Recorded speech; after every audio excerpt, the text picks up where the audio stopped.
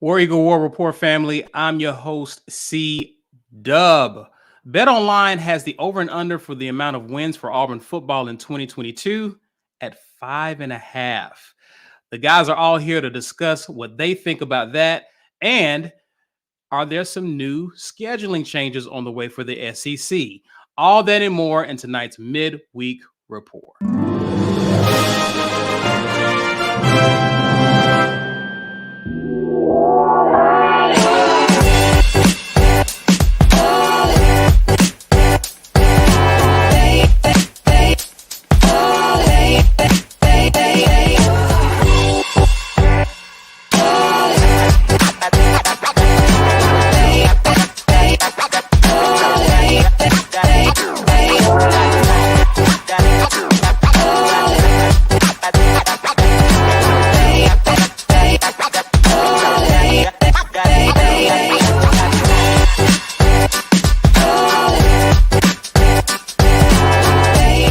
War Eagle, everyone. War Eagle, happy Wednesday. Happy hump day to everyone. The fellas are all here. Welcome to the latest and greatest Midweek Rapport, brought to you by our show sponsor, auburnsports.com. Please head on over there to get your latest in terms of recruiting and all news Auburn athletics.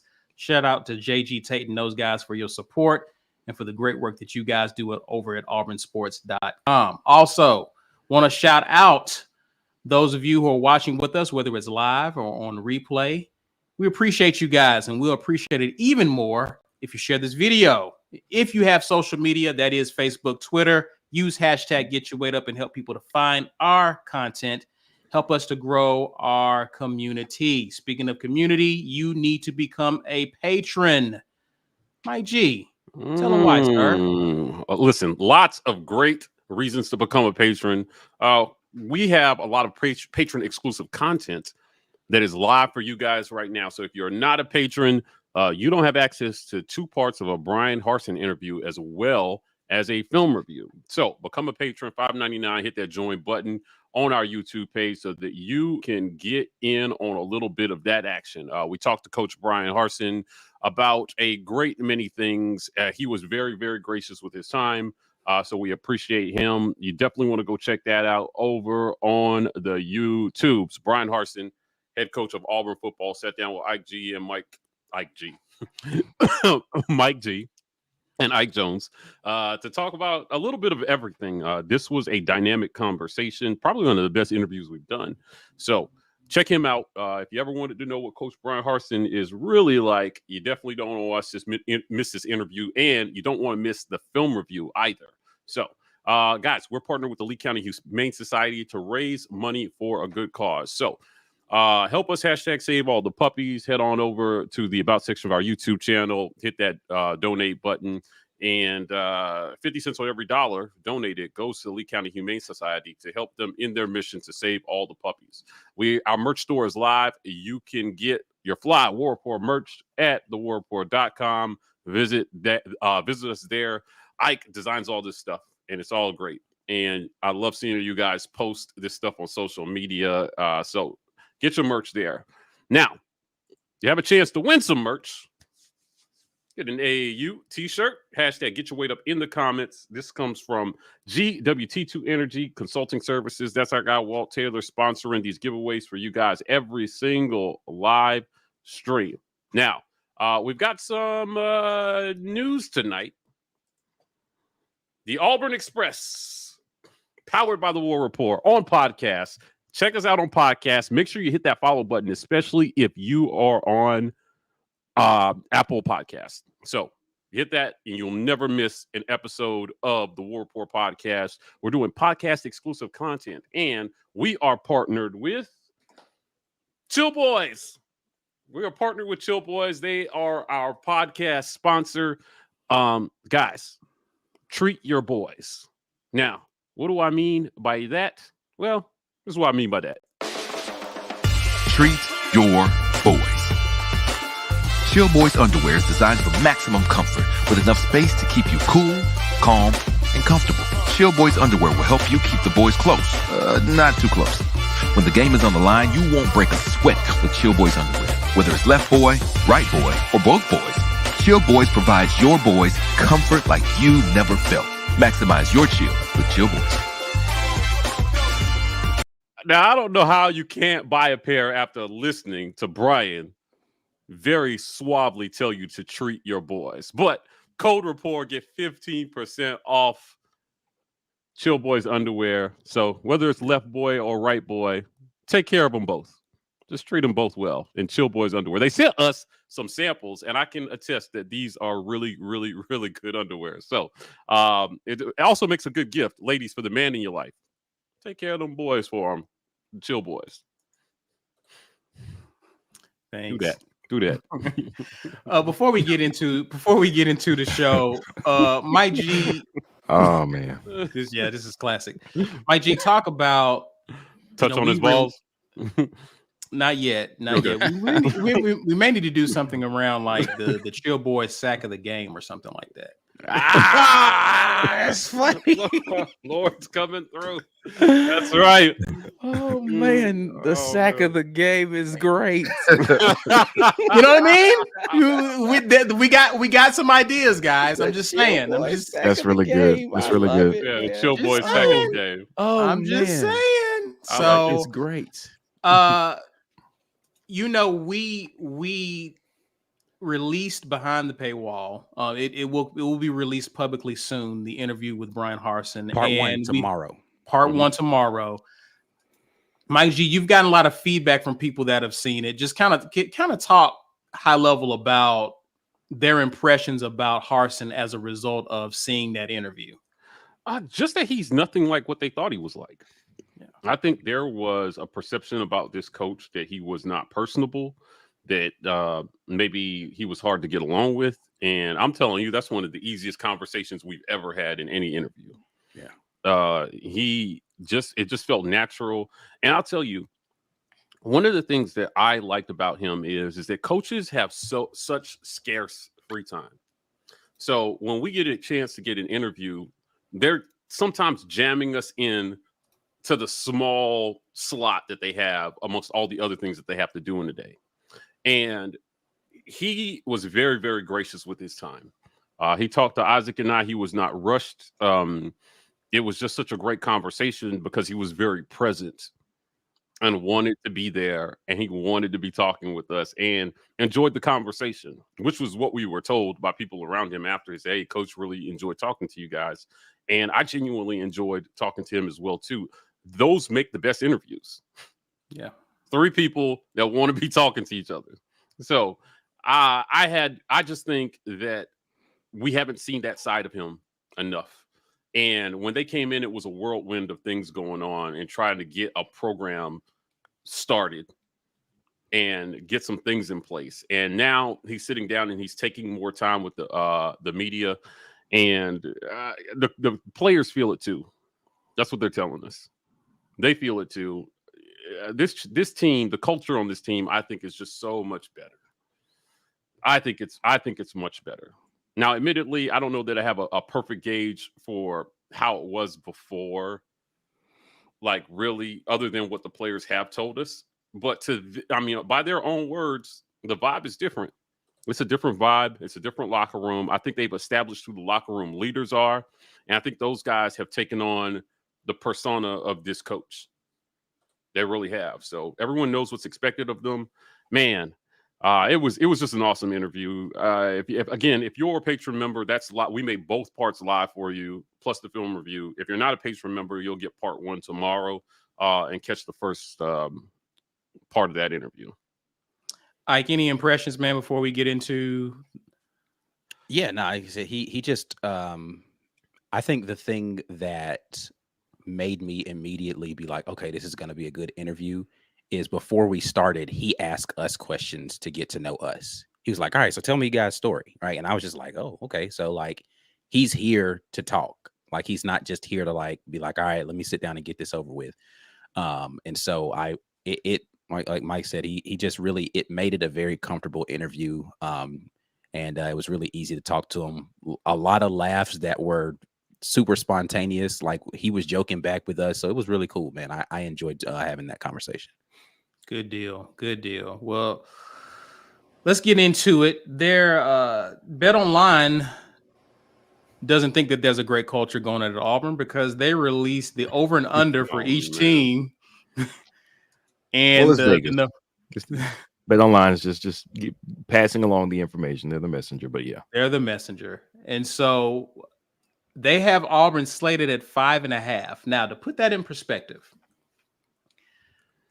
they have for Bama 10.5,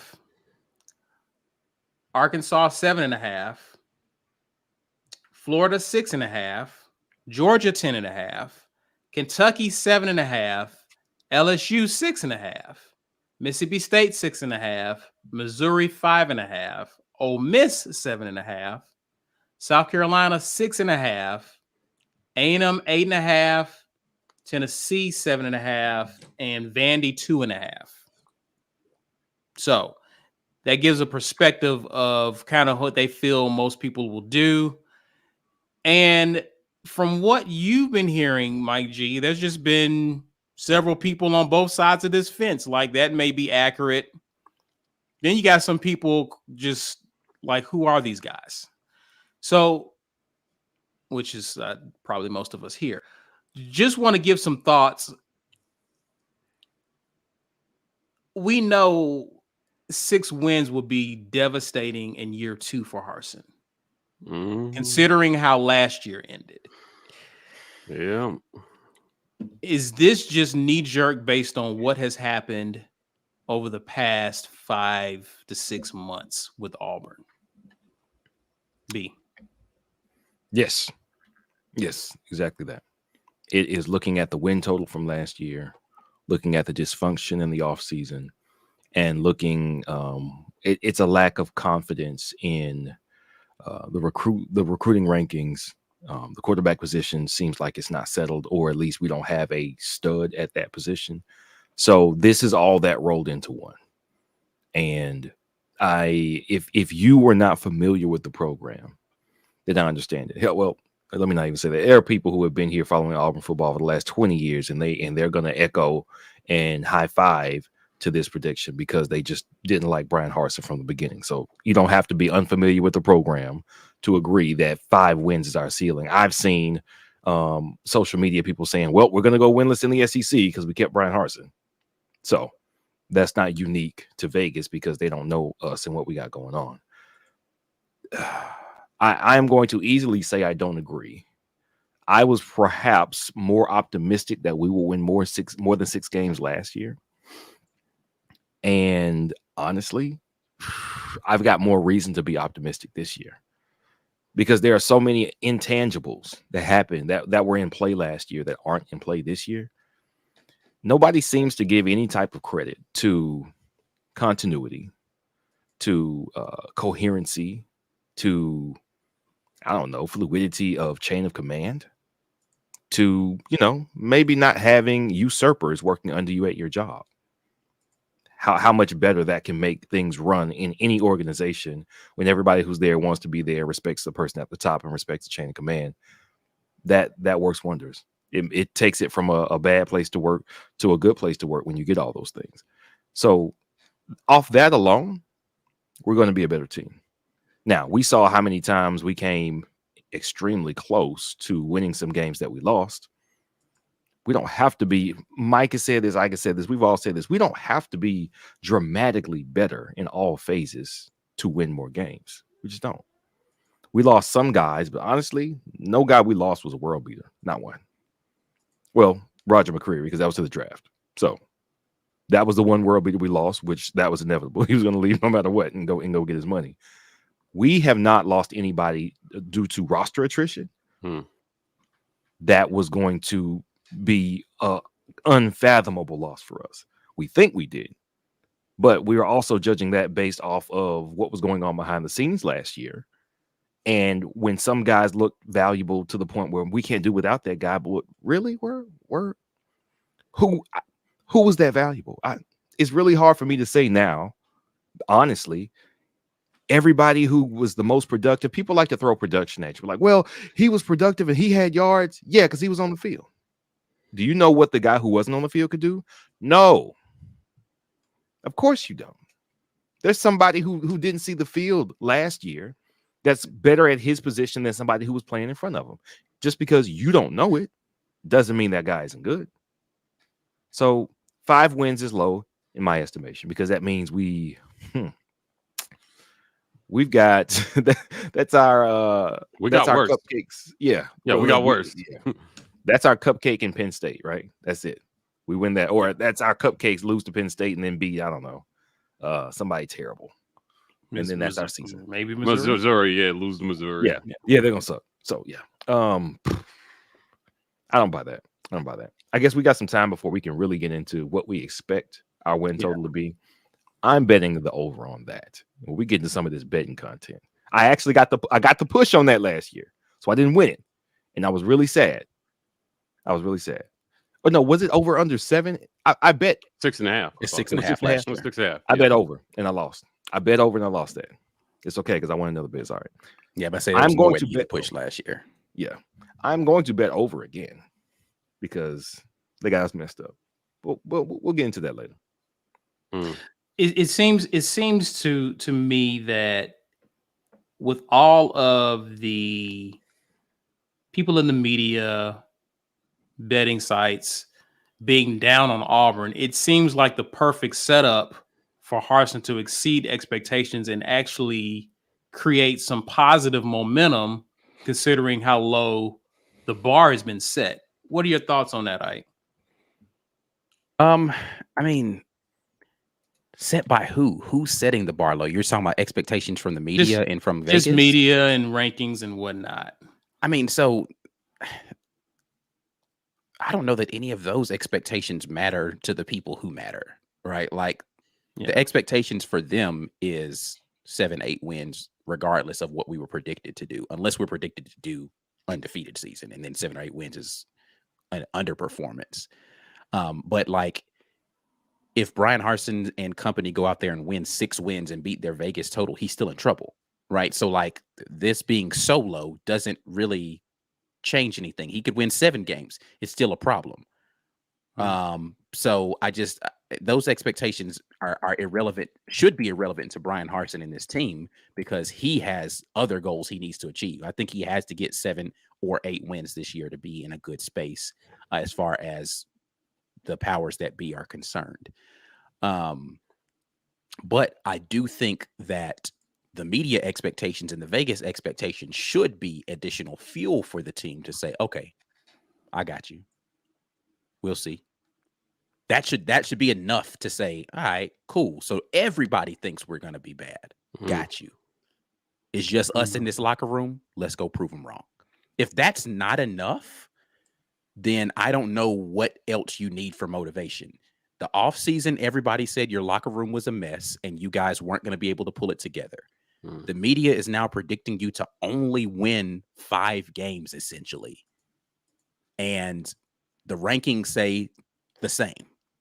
That should be plenty of motivation for a coach that everyone says that they have fallen in line with, and we're getting behind them to go out there and mop a couple of people up this year that you're not supposed to win against. Think about this. We've got 3 cupcake games this season. You're essentially saying, as somebody said earlier, you're only going to get 2 other games. That's it. 2 other wins this season, and that's all we expect out of you. That's disrespectful to a team. This is the thing that confuses me. And Mike and I talked about this. Everybody's like, well, we almost lost this game and we almost lost this game, as if we didn't almost win games as well. Like, why is it that whatever narrative you want to feed into, that's the one that matters? It's like, oh man, we were one miracle throw away in Georgia State from losing that game. We were one defended pass away from winning the Iron Bowl. Right. Like, I don't understand why it only works one way. Right. The South Carolina game, we were one fluke punt recovery situation away from having a chance to win. Like, there's a lot of almosts in this season. But why is it only the almost that feed the narrative of we're going to be worse this year, based upon mostly, I don't get the talent conversation at all. because most of the attrition that we had from the portal came from the defensive side of the ball, which we did the most reloading on. The offensive players that we lost in the portal were Bo Nix, Sean Shivers, and Kobe Hudson, essentially. Now we lost an offensive lineman, but we had 4 contributors last year. Nobody thinks our offensive line was good last year. So losing someone from that offensive line, you're telling me we got worse somehow? Okay, I don't even understand how we're arriving there. Everybody said our wide receiver core was terrible last year. So losing someone off of a terrible wide receiver core, why are you complaining about that? Sean Shivers touched the ball 14 times in the run game last year. Less than 100 yards. He was a contributor in the pass game, but I just don't see that as a significant loss to the team. And so you're essentially left with the quarterback. And if you're telling me the loss of Bo Nix contributes to us being a worse football team this year, I don't see that. Not that Bo Nix isn't a good player, but again, if you want to say he was amazing in LSU, you have to concede he was awful against Texas A&M and Georgia State. And Georgia State, right? You have to concede both of those things. So again, my problem with Bo Nix is not his ceiling. It's his. I don't know how many times. We might as well put that on a T-shirt. It's not. It's not. The issue is not how high his ceiling was. It's how low the floor. Because when it was bad, it was really, really bad. Need I remind you of the moon balls at Penn State? Need I remind you of fumbling against air against Texas A&M? I don't know another way to say he was good when he was good. He was really bad when he was bad. I need somebody who's a little more in the middle in order for that offense to be more consistent. That's all. And if you can get more consistency towards the median, then you have a better overall offense. You just do. That's just how it works. When the guy who touches the ball every single play plays better consistently, your offense is better, regardless of what the other talent is around him. And we did not get significantly worse there. Correct. Yeah, for sure. Talk to me, Mike.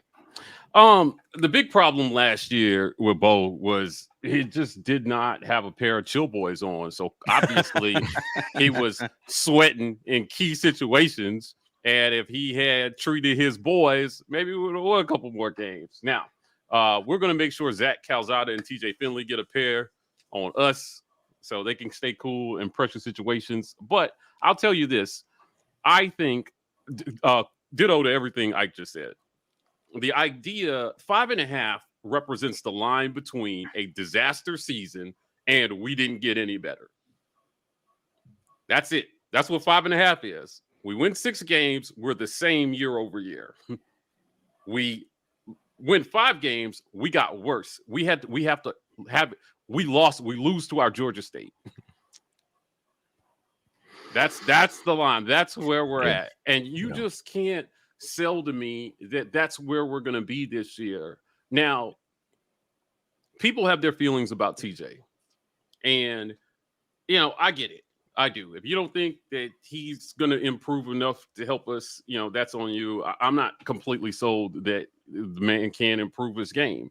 But behind him, we brought in a guy who has done it in our league before.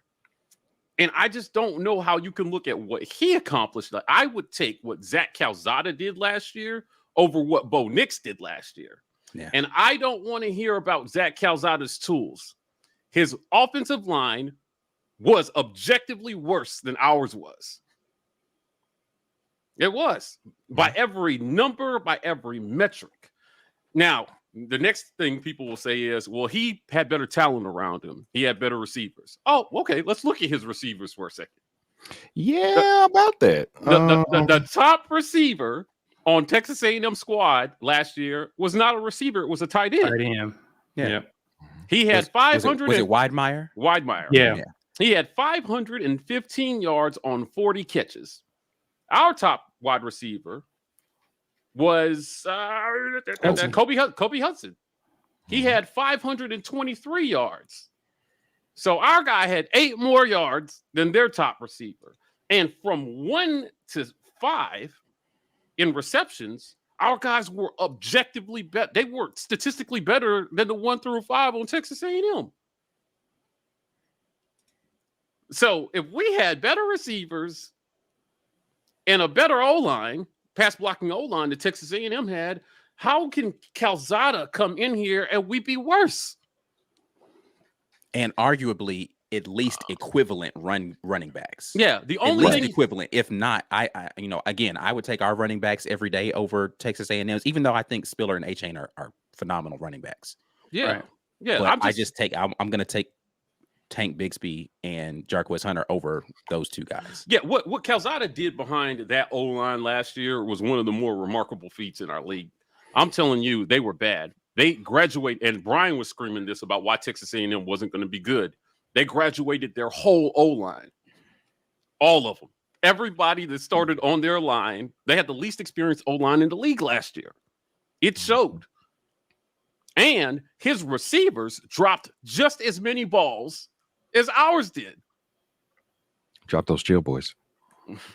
Drop the boys, right? So you had 27 drops for Bo by our receivers and 26 drops for Calzada. I mean, come on, man. Like, I just don't know how you can look. And then I watched the games that he won. He went out there and won some games for them. So that's what was interesting about when Calzada decided to start dealing. And I don't know what made it that. He's just a gamer, bro. He's a gamer. He is. He stayed in the pocket to make those throws. And when he throws downfield, he was accurate more often than he wasn't accurate. His issue was intermediate accuracy. Almost like, wait, why right there? Why was that not on target? Because nobody was around him. So he still had some inconsistencies, which is why he was on the market, right? But his inconsistencies, let's say this, we all think, and we saw our games, if you hit one missed deep shot in every game that we lost last year, I think we win about half of the games that we lost. It either gets us in field goal position for 3 more points, or it runs more clock because we get another set of first downs. And that was the difference in at least half of the losses that we had last year. So it can make a difference. Yeah. I guess my point is just that we have a chance to be better. And the people who are on we're going to be a 5-win football team train are basing that on the belief that we're going to be objectively worse this year with practically the same people. Kobe Hudson led our team in drops last year. And you don't know that the people who are coming up behind him can't be better. Yeah. You just don't know that. Right. Now, I get the... But again, everybody was saying our wide receiver core was terrible. So, like, why are you mad at any of those guys not being here? Right. But I just want to say, like, the apprehension that people have about what they haven't seen, I understand. So if your stance is, I'll wait and see, I'm not sure. I'm nervous. Well, hell, I think we're nervous. That's right. Completely fair. That's different. That's different from saying we're winning 5-6 games next year. There's no way this team can be better than what they were. Now, here are the intangibles that nobody's talking about. The last time that we switched systems, we went 3-9. We had the worst season we've had in 50 years. Last year could have gotten worse. But it didn't. And I think that's a credit to this team. I mean, to say we're going to win 5 football games, you have to focus on only the bad things that happened last year. Right. And then you have to assume there's no way these guys can improve in the offseason. Now, that takes me to our second point, strength and conditioning. This is year 2 of the Jeff Pittman program. We have done, how many player interviews have we done, Ike? A lot. We've done a lot. Current team, like 4. We did 2 quarterbacks, 2 tight ends, And well, I'm not supposed to say that. Never mind. It's about my it's like bad. 6 or 7. It's about 6 or 7. Right? Sorry, my bad. Now- My bad. And We didn't say any names. It's okay. Yeah, I didn't. My bad. My bad. And we did the head coach. Yeah. And I'm telling you, the news that came out of these interviews was everybody, 90% of the team, PR'd this spring in the weight room. Yes. These guys are significantly stronger. Now, why does that matter? If you are on the O-line sucks train, I would petition to you that this O-line last year was built for what Gus wanted to do. That's a very different strength and conditioning program. Quite frankly put, they did not have the physical tools to execute the brand of football that Brian Harsin wanted to play last year. Mhm. And O-line is such a physically developmental position. Mhm. And one spring, you can't change your body enough to play big boy football. You can't. Mhm. When Cristobal went into Oregon, the first thing he did was beef up the O-line. Mhm. It took years. So in year 2, they have a chance to be significantly better. I think that's why one of the reasons we were bad at run blocking. They weren't, we had a run game predicated on misdirection, Mhm. not on Right. smash mouth football. Right. And year 2, with everybody PRing, these guys will physically have the strength to possibly to get pushed on the line. Year 1 was going to be hard. And year 2, you can make significant jumps in the offseason with a new strength and conditioning program. There's a reason freshman linemen don't start in our league a lot. You have to be physically gifted because it takes about a year to catch your body up to the level that it takes to play SEC football. Now I remember go ahead. watching MJ's The Last Dance, and he was talking about the break he took to go play baseball. And he came back and he joined the Bulls after that break for the playoffs. But he said, I had a baseball player's physique. He's like, basketball's a different sport. And you're talking about a dude who had been in basketball shape pretty much his entire adult life. Mhm. And because he had taken 2 years to get in baseball shape, he wasn't fine-tuned to be great at basketball the way he was just 2 years prior. And he had been great and in great basketball shape for years. And he Mhm. still took the entire off season coming into the following year to be in the best basketball shape he could be. Now, if the greatest of all time needs a year to get his body together, Yeah. yeah. The Then Auburn I'm gonna Tigers say- can take a year to get it Yes. together. Right. Yes. So I'm not sure that we had as much of a talent issue as it was that we had a development issue. And I think they fixed a lot of that this offseason, because I would, for all the people screaming about how bad this O-line is, again, I would petition to you that this O-line has not ever been great under Gus. You know, because if you want to harp on sacks, even in the better years, we gave up a ton of sacks. Right. I mean, Jared Stidham yeah, got sacked like, 36 times in 2017. but if you're asking your receivers to run go routes, like that, those are slower developing plays. I'm telling you, there are just, I guess my point is that without all the trickiness, you know, because in the past, what you needed excellent skill players to cover up for what the O-line lacked in terms of smash mouth football. That's why Auburn would always get to the finish line and then get beat. It's why I had very little faith we were going to beat Georgia in the rematch in 2017 in that SEC championship game. I was hopeful. You could argue if Carry-On was healthy, we may have won. But I'll tell you what, it's tough.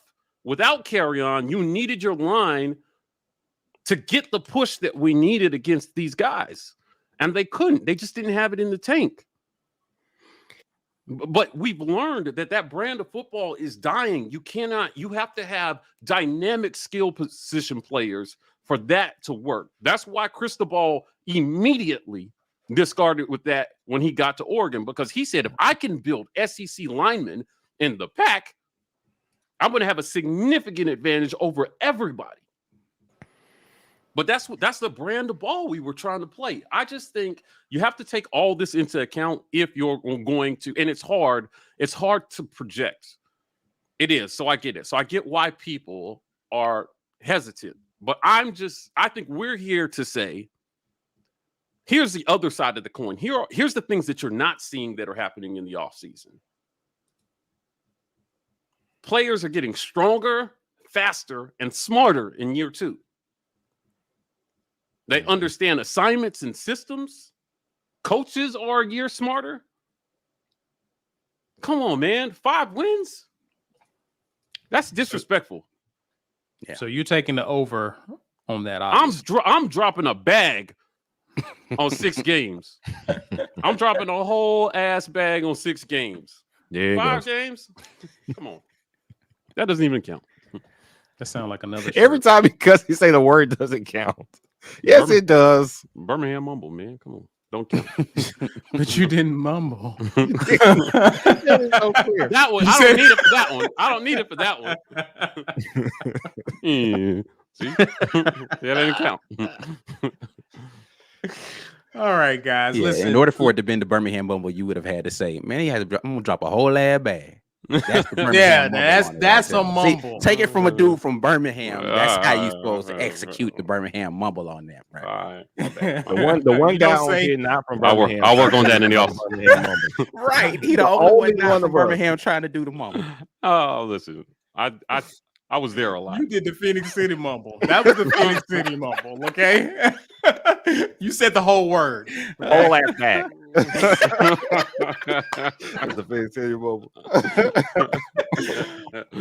Listen, guys, let us know your Oh, thoughts, man. man. Are you taking the over or under on this? Most of you will be taking the over. Take I'm the pretty over, sure. man. Make some Pretty money. sure. So we're going to pause to acknowledge the sponsors of the War Rapport. This edition of the War Report is made possible by our generous sponsors. AuburnSports.com.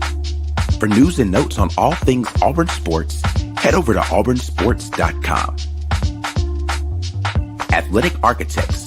For young athletes looking to secure their financial futures, let Athletic Architects help you start to build your financial house. Head over to BuildTheHouse.com. And our giveaway sponsor, GWT2 Energy Consulting Services. If you want the best in the business at restaurant logistics, check out our friends at GWT2Energy.com. Guys, become a patron member. We got tons of great content for you live right now for patrons. So if you're a patron, you got access to 2 Brian Harsin interviews as well as a film review. That's patron only. And I'm not going to spoil it, but we got more like patron content dropping here in the next few weeks. So you don't want to miss it. Become a patron. We're a partner with the Lee County Humane Society to raise money for a good cause. Help us help them. # save all the puppies. Lee County Humane Society. Go to the About section of our YouTube channel. Hit that donate button. 50 cents on every dollar goes to them to help them. # save all the puppies. We're giving away an AAU t-shirt. # get your weight up in the comments. 164 you guys in here on a Wednesday night chilling with us. Win a t-shirt. Got to be here at the 1 hour mark when we pull to win. So # get your weight up. Make sure your feed is live as well, too, because if you're running behind, we will move on. And I got a very sad message the other day about the guy who should have won, but he didn't. So hopefully he gets back in there tonight. Special shout out to our sponsor, Rogue Shop. Visit rogueshop.com for all your herbal goodness. Use code Rapport to get 10% off at the Rogue Shop. That's our guy, Richard. He's got some good stuff over there that you want to try. Speaking of good stuff, hey, we're on podcast, the Auburn Express. Check us out on every single podcast platform. This is the Auburn Express, powered by the War Rapport. And also now powered by Chill Boys, our podcast sponsor. So 15% off so that you can take care of the boys. And we're going to do some fun stuff with this sponsorship here this season. Chill Boys, see if the quarterbacks have good touch on their balls. What else are we going to be saying? I saw a good one in the comments. I think C's idea was phenomenal. It's got to be if there's a significant sack in the game. Yeah. It's got to be the Chill Boy sack of the game. It's got to be. Pretty awesome. I'm actually upset I didn't think of that one. That's a really good one. Corey Weber says, if anyone knows ball placement, it's Chill Boys. Yeah, So I like that. So Yes. quarterback ball placement. But they're our brand new sponsor. Guys, support us by supporting our sponsor, Chill Boys, chillboys.com. Let them take care of you. All right, gentlemen, let's get into the second discussion. Guys, next week, SEC league leaders will gather in Destin for their annual spring meetings. And one of the topics that they'll be discussing, which will be kind of a hot button issue, is the new SEC scheduling model. Now, they had a firm kind of suggested them possible scenarios that they can do, and this is once Oklahoma and Texas join the league, and they've narrowed it down to 2 potential models, and this ultimately will determine how many conference games will be played starting, I believe, 2025 or 2026, I believe. So here are the 2 options that have been discussed. You guys may have read all about it already, but here are the 2 options that we have here. You have the 3-6 model, which is kind of pod-esque, but the SEC under this model will move to a 9-game league format. Each program will have 3 teams that it will play every season. The remaining teams will rotate through the other 6 games. So you'll pretty much have 3 locked in rivalry games, and then the other 6 games will rotate under this model. Or you go to the 1-7 model, which the SEC will stay with its current 8-game league format, and you will only get 1 rivalry game, and the other remaining 7 games will rotate. So there's different ways of looking at this. Of course, if you go to the 3-6 model, that's just more money for ESPN, more money for the conference, because you're playing an extra conference game, which will definitely be televised there. So ESPN would love nothing more than to go 3-6. But we also understand the advantages of the 1-7, especially for someone like Auburn. So I want to ask you guys just individually, what are your thoughts on this? And what model do you prefer? I'll start with you, Ike. I mean, so I am partial to even though it's a tough schedule, I'm partial to our rivalry with both Bama and Georgia. So I wouldn't want to lose that, because I like the satisfaction of beating one of those teams, if not both. So I would lean in that direction, even though it means we would end up having a tough schedule every single season. So 3-6 is the one that I think it would be more appealing to the tradition that we're used to at Auburn, because we already, the Amen Corner or whatever it was called. I thought it was what it used to be called. Corner. It's Amen Corner. We already lost that, right? And so like moving it to the 1-7 model means that now the only thing we'd have left is the Iron Bowl, right? So like the Deep South's oldest rivalry goes away. I just don't think our permanent rival would be Georgia, right? I think it's going to be Bama. Oh, for sure. So you lose another tradition, or you don't play that tradition every year. You rotate through it. Like, so there's going to be years where you don't play that game likely. So I think 3-6 lets us maintain our rivalries better. So that's the only reason I would go in that direction.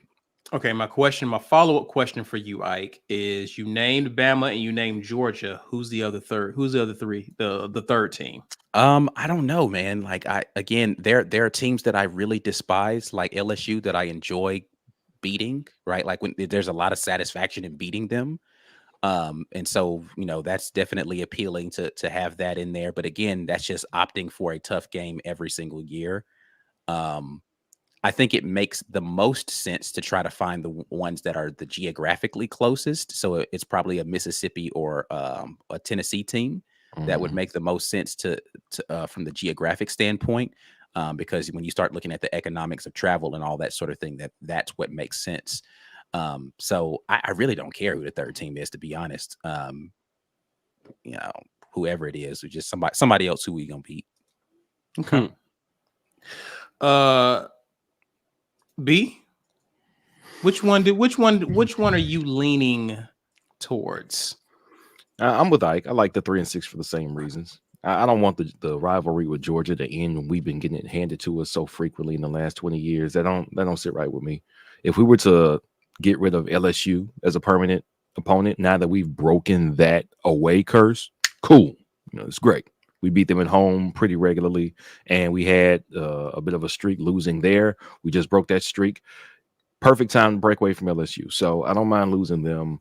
Our rivalry with them wasn't really much of it wasn't quite as contentious, except for the fact they're terrible fans. So I mean, their rivalry. That's the only reason I had a lot of joy. I mean, yeah. You want to see their fans lose. I mean, that's it. But that has more to do with them being terrible fans than there being some deep-seated something's at stake every season type thing with LSU. We just don't have that with them. So I'm cool with losing LSU. And even though Vandy would be a snooze of a game, I would take a gimme. Please. Can we have a gimme? Thank you. I would love to have Vandy on the schedule every year. You know what I'm saying? I don't know how we play two of the three best teams in college football and never get any leeway when it comes to who we play from the East. So I don't want to say this fixes that. But you know what? Fine. Let's take that gimme. I like that schedule. I like 3 and 6. I like 9 conference games. It makes me wonder, though, would everybody still continue to book a Power 5 out of conference game? No. If you've got 9 on the schedule. Yeah, I think you lose your Florida States. Right. South Carolina, Clemson, Georgia. You lose those games if you go to a 3 and 6 model. The only reason I don't think so is because those universities, I'm sure, count on that revenue and that excitement and that game getting on TV. Yeah, but they're going to pick up that revenue from another SEC matchup. Right. Right. Yeah. We're saying that, but what if you replace Florida State as Florida with, I don't know, now Mizzou is one of your permanent ones. That's not exciting. See, that wouldn't make a lot of sense, though. Like, they would have to have, so let's the problem, so because I've seen a lot of models of what people think the permanent 3 should be, right? So the ones that, so of course, Georgia Tech, you lose that one. Clemson, South Carolina, Florida State, Kentucky, Louisville. Yep. Those are the big ones that you end up losing. Now, Kentucky, Louisville, even though that's a rivalry, like, let's be real, that Kentucky is a much better program than Louisville these days. It's a basketball rivalry, and they just kind of doing this because. Right. So Florida, you're going to have to give them Georgia, likely LSU. That's a pretty big game for them every year. And then I don't know who their third team is going to be. Maybe Tennessee. That seems like that's a good contentious matchup. South Carolina is going to be the tough one because I don't know who South Carolina really hates besides Georgia in the SEC. Like, I don't know. I'd have to ask the South Carolina fan. Yes, they hate Florida. The whole school Spurrier was there. I don't know.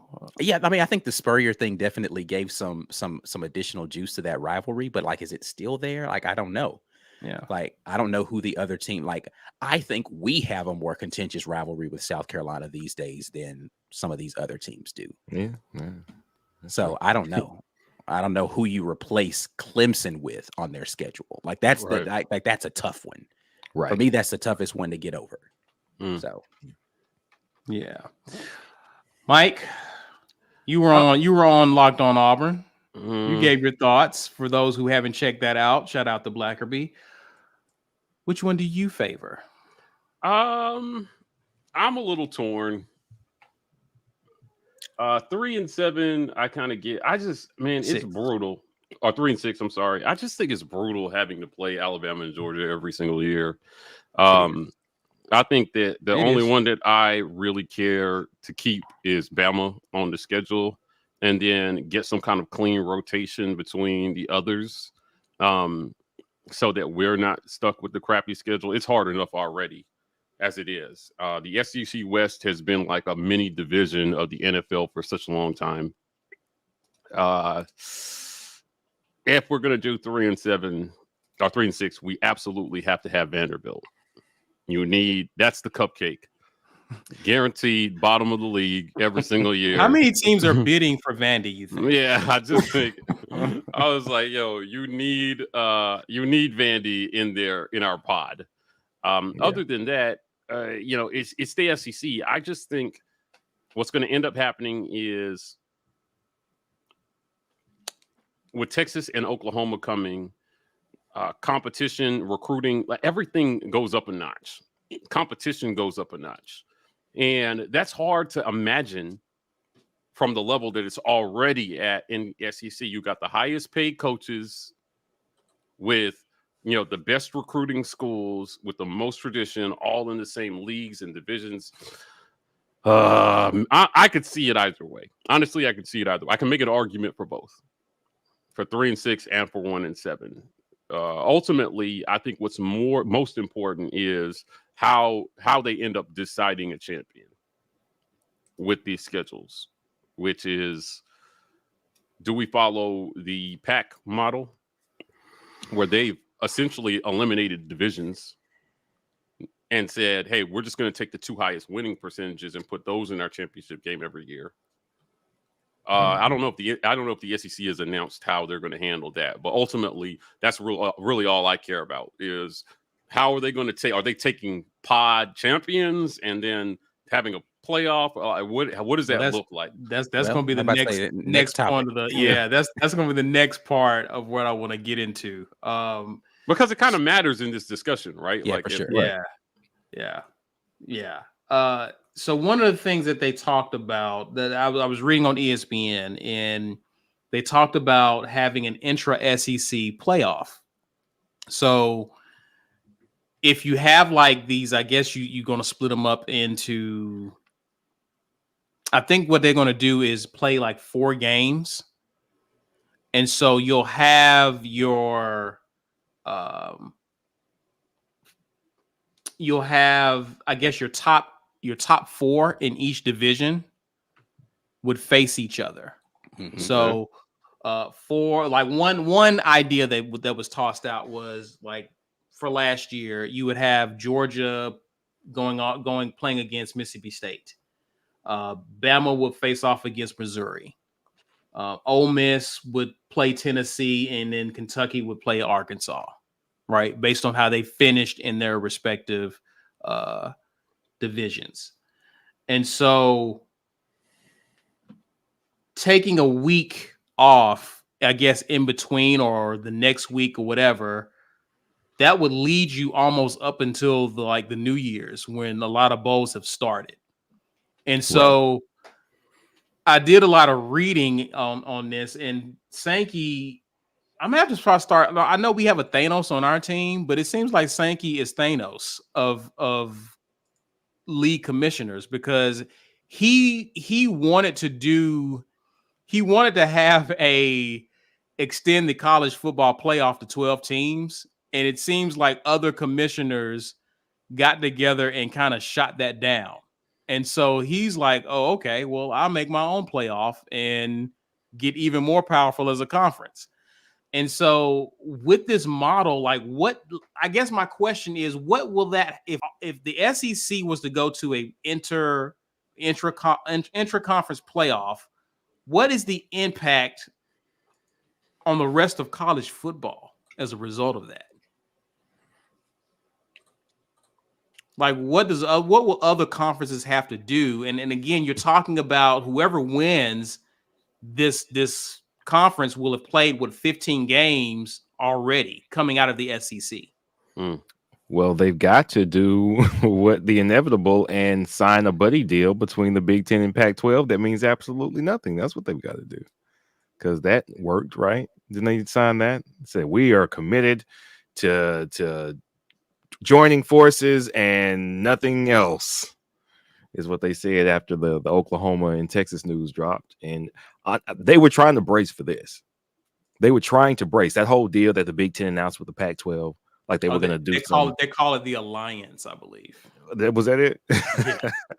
Yeah. Yikes! Yeah. That was cringy when you said that. I was like, ooh. That's not good marketing material. They're trying to protect, because they know that the biggest programs, the majority of the meaningful programs would be in the SEC once Oklahoma and Texas join in whatever year it's going to be, 2024, 5, whatever. Clemson, Ohio State at present, and maybe USC now, maybe, we'll see, are the outliers, but we still have more meaningful, more significant programs inside the conference once Oklahoma and Texas join than we do outside the conference, even with Texas not being that great, even with Oklahoma being consistently good but not great.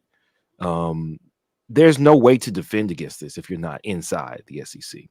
And what this does is, just in case all you guys want to get shaky, just in case Ohio State wants to make a little noise, wants to try to fight back, I can sell my conference playoff for major money because I've got the significant programs. You've got nothing.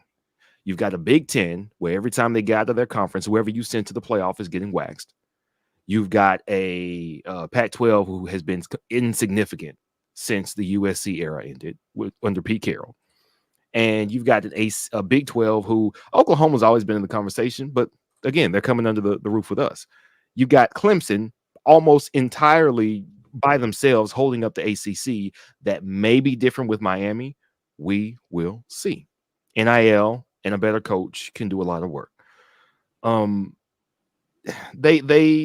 They would be defenseless if we decided to run an intra-conference playoff and sell it to the networks, because who is going to watch a playoff absent of Alabama or Georgia or Oklahoma? Or, I mean, that's 3 of the 7 teams who have been in the playoffs the last 7 years. So what are you going to do? Who's going to be in there? The runner-up from the ACC? They're doomed, and they know it. And Sankey knows it, which is why he's trying to get this thing going and let everybody know, like, we don't even need y'all anymore. Another thing this might do, this might help us add a new member or 2. Maybe we can solve that South Carolina Clemson schedule debacle by letting them on in the house. I think if they do, and that was something else that was talked about. Like you can potentially grab another school in the next few years because of this, likely an ACC school. I just like, what does it do to the national championship picture, though, is my question. We are the national championship picture. We are. I mean, not Auburn, but the SEC will be. I just think that it opens the door for a bunch of people having this debatable conversation about, well, if we had a chance to play them, we would have beat them. It's like, no, you wouldn't, but okay. Yeah. I mean, and again, if you go to the 3-6 model, that hurts Florida State and Clemson.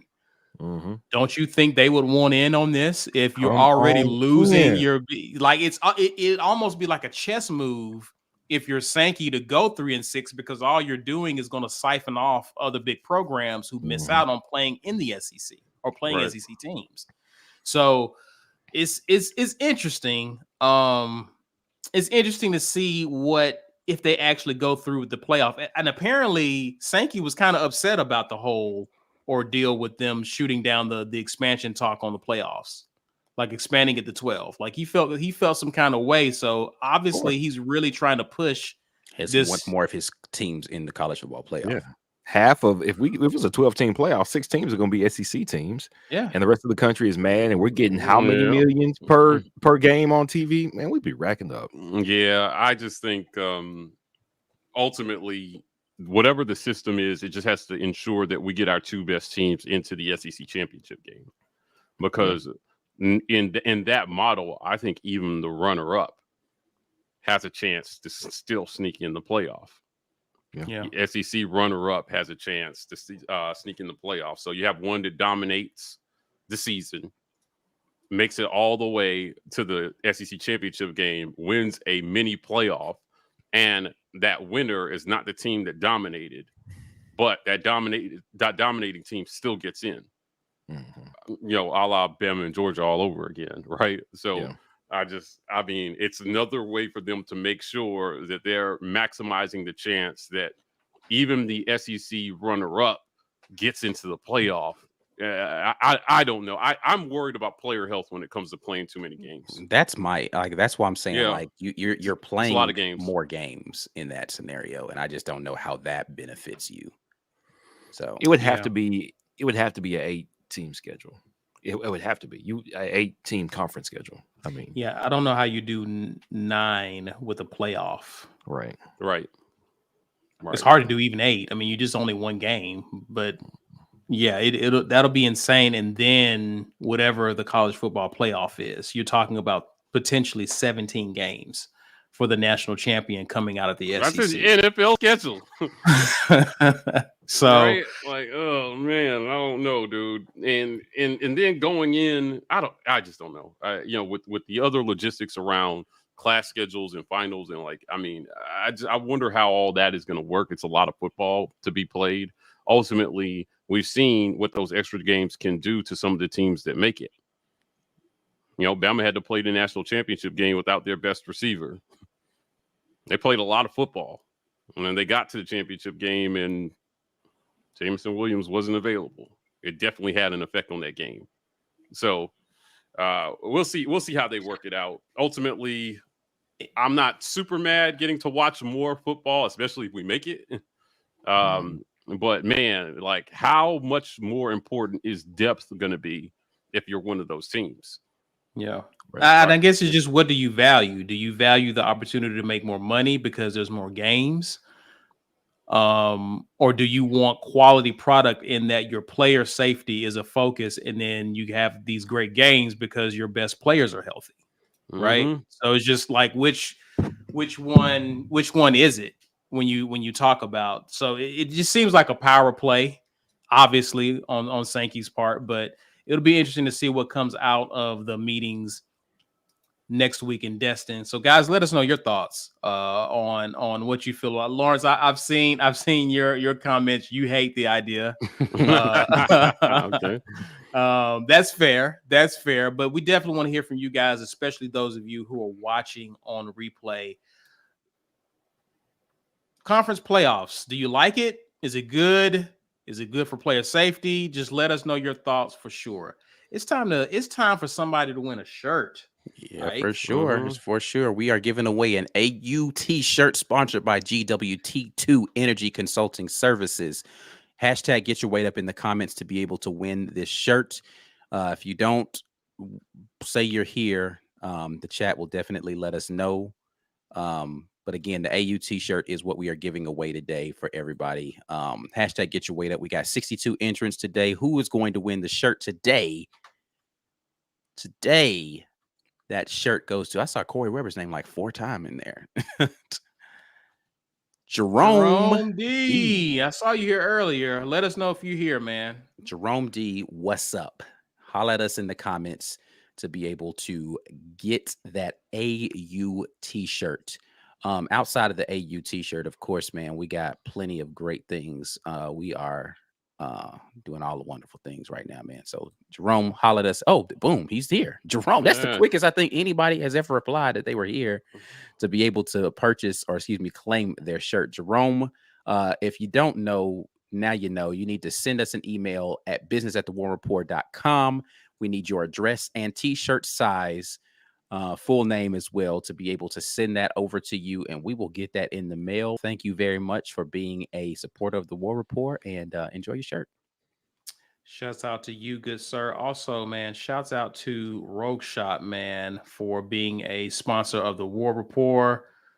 Let's check them out real quick. This episode of the War Rapport is brought to you in part by Rogue Shop.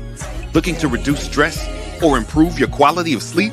Rogue Shop has you covered with a wide range of premium products, including gummies, bath salts, and oils. Go to rogueshop.com and use code RAPPORT when you check out. That way, they know we sent you.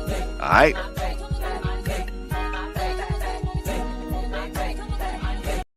Hey, rogueshop.com. Use code RAPPORT there, too. If you haven't noticed the trend, code RAPPORT on just about everything. So we got one more thing that we're doing here between now and the end of the stream. So as we've said, the Chill Boys is our new sponsor, and they want to give something away to you guys. On day one, they want to give something away. So t-shirt, underwear, Chill Boy socks, hashtag the boys. Put it in the chat. Hashtag the boys at the end. We're going to. Is that pause worthy? He said the boys put it in. Yes, it is. Oh, okay. I missed that part. Okay, that's fair. Hashtag the boys. I was focused on the hashtag. I got it. Okay. Enter that in to the chat. And at the end, we're going to draw one more time so you guys can win package from Chill Boys. So they're a great sponsor. All our sponsors, you guys are like 3 years old right now. Absolutely. yeah.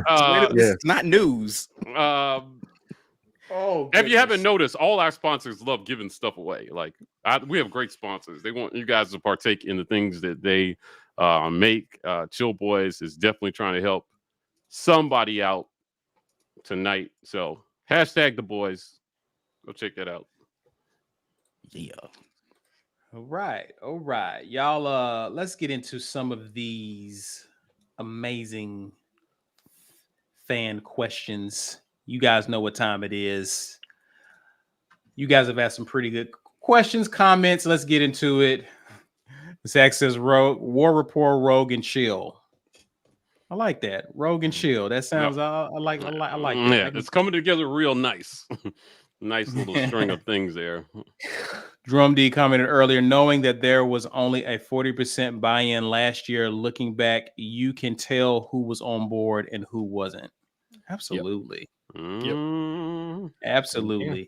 And these player interviews are really showing us that there's an improvement in terms of that as well, because these guys are actually, you can tell they're buying in by their excitement, how other players have responded. So the player interviews, guys, have been a treat this offseason to hear these guys give kind of a temp check on what Auburn is like in the locker room. So I'm happy to hear that. All right, guys. Brian Hancher says, really enjoyed the interview and film review with Coach Harsin. Thanks again, guys. That's top tier content there, guys. That is A+ content. I challenge you to find that anywhere else. You won't. Just here at the War Rapport. Yeah. So going forward, when we want to talk about I wonder what Coach Harsin is looking for when he chooses the quarterback. Now you know, because we asked him and he talked about it while doing a film study. Here's what I'm looking for in the quarterback. If it's a quarterback battle any year, we're going to say, well, we know how he's choosing who gets these reps and who starts. It's amazing, man. Indeed. Justin Farmer asks, how are y'all on O-line depth this year? Who wants to take this? Depth. It's hard to know. I mean, we've got bodies, but like how good they are, we haven't seen most of them in game action. So I don't know the answer to that as far as quality of depth. We've got plenty of bodies. The issue for us on offensive line is going to be that the vast majority of the ones with game reps are also on their last year of eligibility. So we're going to lose a lot of people to either eligibility being gone or going to the draft if they have a good season this year, because we've got a lot of juniors, seniors, and super seniors in that room. So that's going to be the bigger issue for us that we're going to need to address in either the transfer portal or in recruiting. Yep. Indeed. Corey Weber says, my main concern is replacing Roger McCreary. Pritchett is fast, but he was burnt far too often last season. Yeah, this is the conversation I've had with Mike before. Like, everybody's talking about, I don't know how our offense is going to be. My big concern is who's replacing Roger McCreary, who's replacing Zacoby McClain. If we can figure those two things out, I think we're good, regardless of how. Again, I don't feel like the offense is going to take all these steps back that everybody thinks that they are somehow. So if the offense plays incrementally better, but the defense is worse, then we're still at a wash, right? So like if we can be as good or better defensively because of the better defensive line play and some of the better safety play that I think we'll get, then we have a solid proposition to be a better football team overall, because I don't think the offense will be worse. So, but yes, that is a huge concern for me as well as Zacoby McClain. Indeed. Brian Hancher says our wide receivers will improve under Coach Hilliard. Out of respect for a member of our show, he will not call him or refer to him as Ike. Thoughts on wide receiver improvement in year 2, guys? I think that better quarterback play is going to lead to surprisingly better wide receivers. And I don't ever think that the wide receivers were as bad as they painted them out to be. There was a lot that went in to the inconsistent wide receiver play, and their play was a symptom of inconsistencies of the offense as a whole. So they got blamed for a lot of stuff, similarly to how the offensive line got blamed for more than I think was actually on them. I think we're hearing some good things out of that wide receiver room as well too. So yeah, I really, really think that we have a good chance to be better at wide receiver this year. But you'll be surprised with good ball placement how much better things can be. Indeed. Indeed. Shout out to Jill Boys. Stephen Riley asked, how does A&M run blocking grade out compared to us? And I guess he's referring to last year. Yeah. I mean, I think that it's pretty easy to say, even without looking at the numbers, they were a better run blocking team than we were. So, which even more so for me amplifies the number of drops they had in the pass game with Zach Calzada behind a good run blocking game. Like, they could have been an even better team last year had they just caught the ball a little bit more. Right. So the statistically, I do agree with people who say Zach Calzada and Bo Nix looked very similar statistically as far as passes are concerned. Statistically, they did. Yeah. The issue with Zach Calzada, and I have been promising a film review on him, and I have that coming up, is the intermediate and short throws where he was wildly inconsistent on. But for me, he didn't turn the ball over a ton. Like, when he missed, he just missed everybody. But he was hitting the deep ones, and that to me is where we were lacking severely, and that's the thing that opens it up even more for our run game. But do you have some stats pulled up on that, Mike? I don't. It's kind of freezing here, but yeah, I mean, ultimately, they were better at run blocking, but they were also better at down the field passing as well too. So if you tried to blitz them, Calzada did a better job at burning the defense, so you had to at least play them relatively honest. And I'll stress again, run blocking is harder when you're blocking against 8-man boxes constantly, because teams do not respect your passing game. Teams didn't respect it. And the couple of games where we actually did burn people deep, the run game looked surprisingly good. Because once they crept up, we hit them over the top, and then they had to give us space. And our running back would do, Arkansas is a perfect example. Bo hit a couple of passes deep, and then all of a sudden they had to respect it, so they couldn't tee off on our line. You have to make it easy on them. That's going to be the formula again this year. I think if we start Finley, you'll see teams take that same approach. And he's going to have to prove that he can. He's going to have to prove that he can go through his reads, be accurate, and make the throws. Yeah. If we start Calzada because of the tape that's already out on him, I think they think twice about it, at least. Possibly. So who knows? Or maybe they take the same approach and just say, we're just going to go after this line. Yeah, I'm about to say, I think that the O-line is going to have to prove that they can pick up a couple of blitzes, or our play calling is going to have to prove that we can anticipate the blitz well and make them pay for it in some other way. So we'll see. David comments, appreciate the super chat. Part 1, the War Rapport. Thank you for the great Coach Harsin interview. 2 things I took from it. 1, Coach's main point about QB is mental toughness, ability to stay in pocket under pressure. Absolutely. And then the second one he has is part 2. Coach Harsin also said you can play more than one QB with a smirk. Timestamp. So definitely, I'm happy you enjoyed those interviews, man. There's more great content on the way for sure. James Barnett says, guys, can this team win 10 games?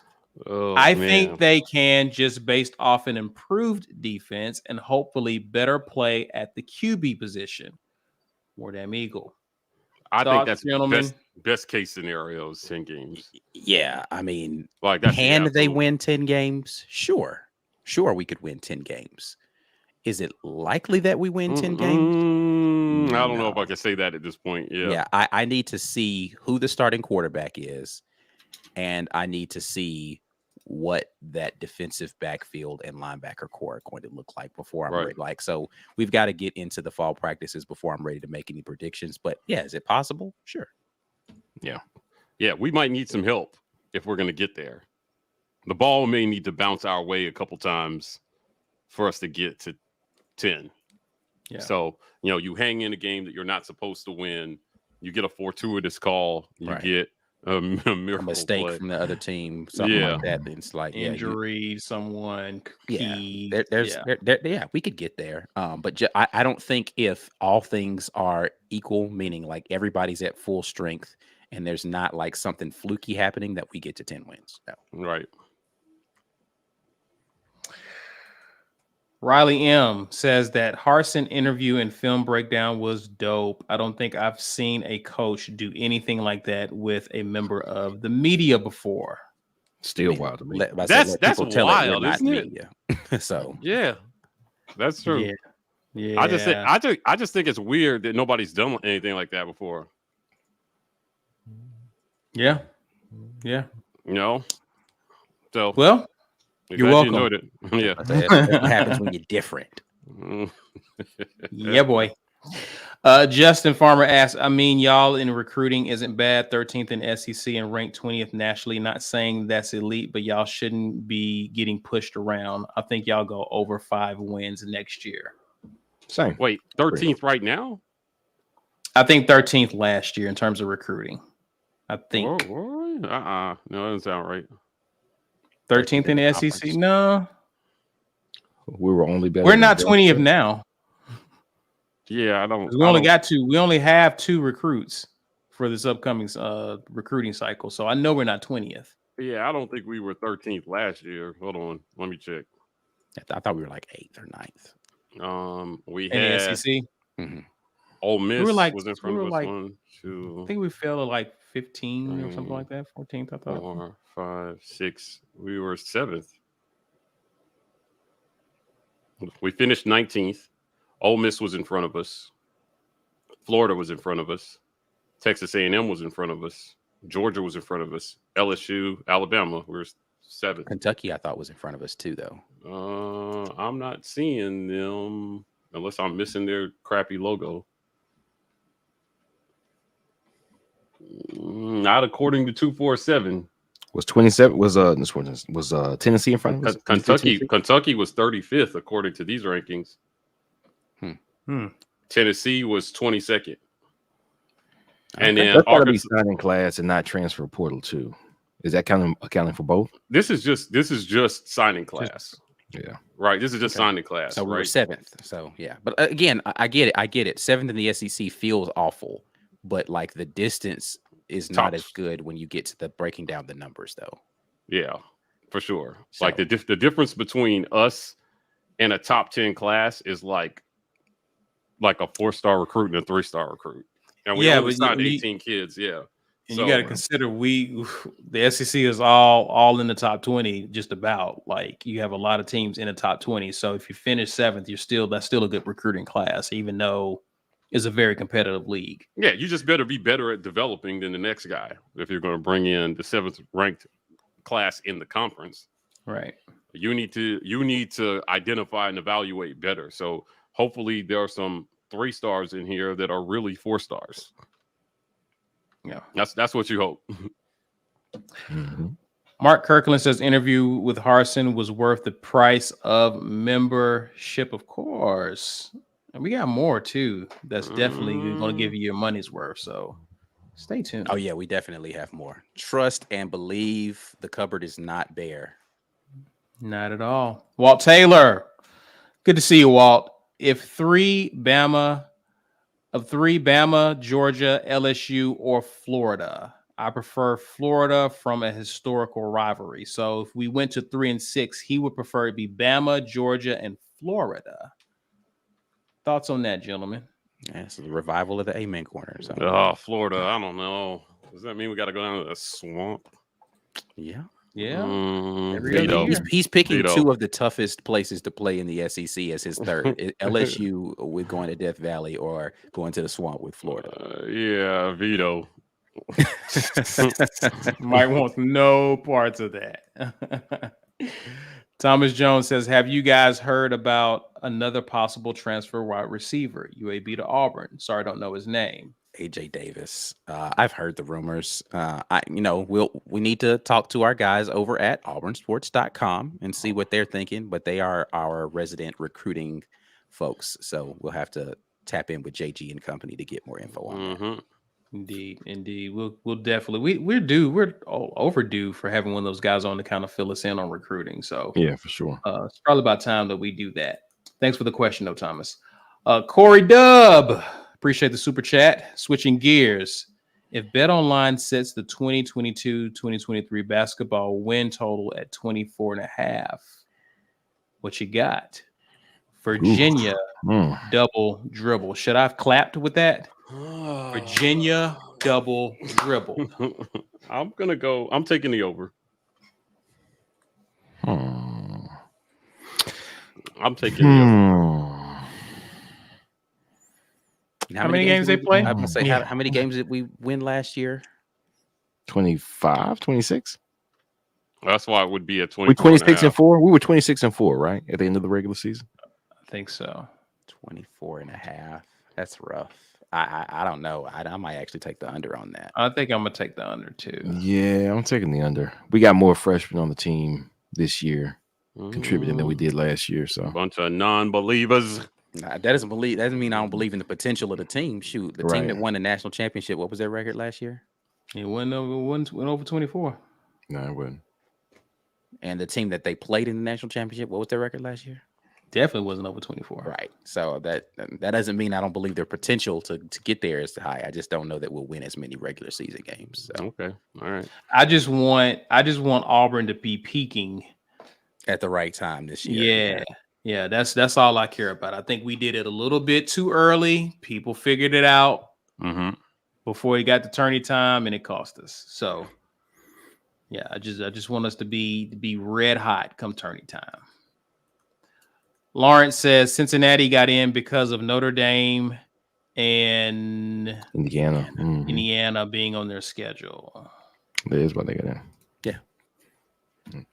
We're talking about how definitely Notre Dame for sure. We lose if all of a sudden Kelly.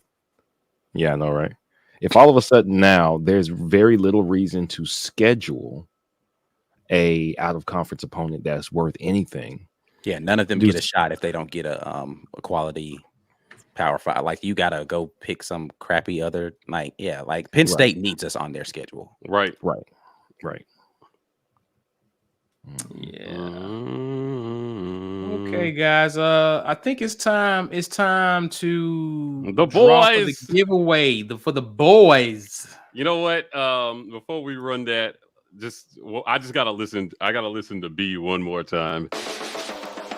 Treat your boys. Chill Boys underwear is designed for maximum comfort with enough space to keep you cool, calm, and comfortable. Chill Boys underwear will help you keep the boys close, not too close.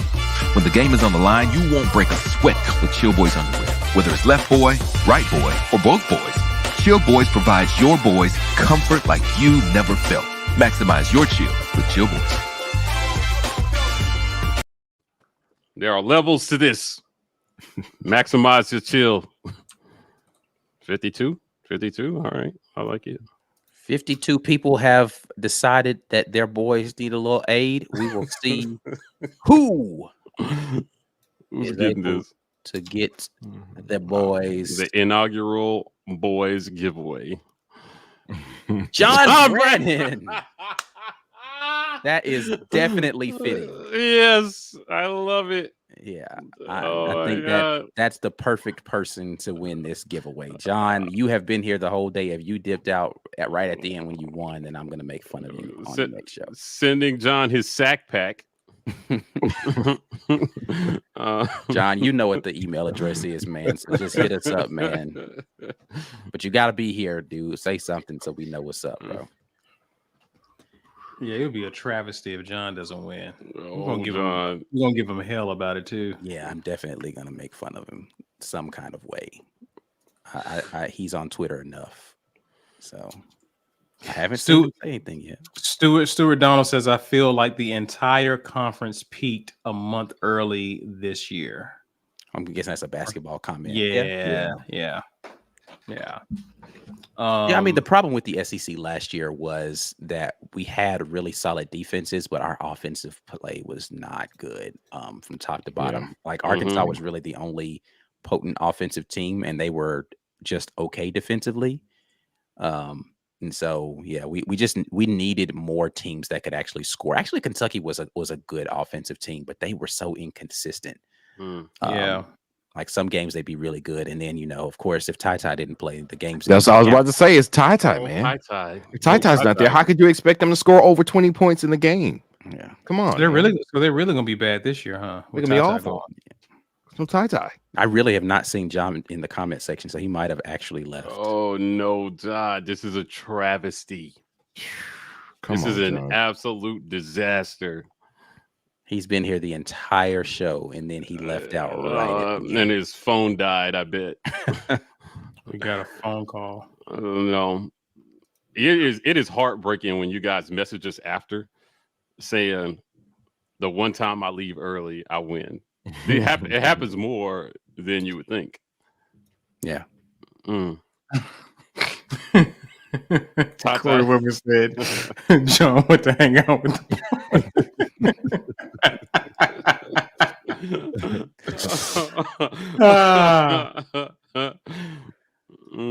Guys, I really think he's gone. Yeah, this is tragic, John. I'm so sorry.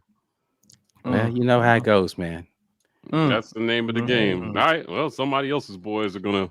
Hey, boys will be boys. You know what I'm saying? Let's run it again. Endless amount of puns with this sponsorship. It's not going to stop. I saw John's name again. Didn't he just win the other day? No. Yeah. Yes, he did. I remember that name. Yeah, he did. Yes, he literally just won. He won a shirt. He won a shirt or something. I do remember that name, and he won off of a redraw too. Yeah. No way. Well, we're gonna let him have it. I mean, it's a different giveaway. It is. God, is he? I guess he's here though. Are you here? That's the real question. It won't matter if he's not literally here. Just announced this hashtag like 10 minutes ago. Come on, guys. Wait. Oh, there's John. What? There's John. Oh. What? Oh. John, what are you doing with your life? What are you doing with your life, John? Oh my God. Got a phone call. Oh no, John. So what do we do? Oh, no. He said wait, run it back. You know what? He said Jay Sears said run it back. So okay. John, we can okay, give hold it on, to John. wait. Hold on, wait. Give me 1 second. I'm gonna give you a little bit of grace, John. He said he got a phone call, which is what I wondered if that's what happened to him. Okay, all right, here we go. Our sponsor. I told him we got a controversy. He wants to give away 2. So John, you're a winner. John's a winner, but we're gonna give away 1 more. And Spirit, yes. So there's gonna be hella boys chilling after this. All right, let's see who it is. John said he won a sweatshirt a few months ago. Is he disqualified? No, this is different. Jared Reynolds. Come on, Jared. I saw that name earlier. Jared, you in here? Let us know, we just did this 10 minutes ago, so. Right. That's why I was like, how is anybody not here? Where you at, Jared? I want a sack pack for real. Yes. Yes, sir. Yes, sir. Yeah, you did. Yes, you did get a sack pack. Oh, that's there he is. Our guys. My boys. Thank you. Oh, this is going to be wild during the season. Caveman Life Coach, you were really close to a very clever pun there. I'm not going to say it, but you were really close. Awesome. Awesome. Got it. Well, listen, my G, tell the people why. I mean, people think we're done with the whole Harsin interview and film review, but tell the people why they need to still be a patron. Listen, patrons are awesome. I'm going to go out of order a little bit here at the end. A special shout out to our brand new sponsor, Chill Boys, chillboys.com. If you didn't win the sack packs tonight, you can just go buy one. Use code Rapport for 15% off. That code is live now. They'll get that out to you. I'm wearing them now. I can attest to all the glory that is Chill Boys underwear. They're a great sponsor, but they have come on and they're a primary sponsor of the Auburn Express podcast. Guys, we are growing, and our podcast is a big part of what we do. So please head to Apple Podcasts and click that follow button on podcast. You don't know how much power is in you clicking that follow button. So I know you guys get to podcast sometimes when you can, but just clicking that follow button helps us climb those podcast charts, and it helps our sponsors as well, just like Chill Boys. So help us out. Subscribe on podcast to the Auburn Express, powered by the War Rapport. Become a patron member. We got lots of great content. Head coach Brian Harsin sat down with Ike Jones and I to talk about a little Auburn football. That interview is patron only right now. So we interviewed Coach Brian Harsin, talked about a lot of stuff. If you're a patron member, you have both parts of this interview available to you now, as well as the film review portion. So that's exclusive to our patron members. We have more content like this. It's going to be exclusive to our patrons first and available to everybody else later. Now, the film review will stay behind the paywall forever. We don't ever make those available to anybody. So become a patron member, get access to that right now. We're partnered with the Lee County Humane Society to raise money for a good cause. Go to the About section of our YouTube channel, hit donate. 50 cents on every dollar goes to them to help them #save all the puppies. If you didn't win a sack pack or a t-shirt, listen, guys, you can just go buy something from our merch store or from Chill Boys. We're happy with either.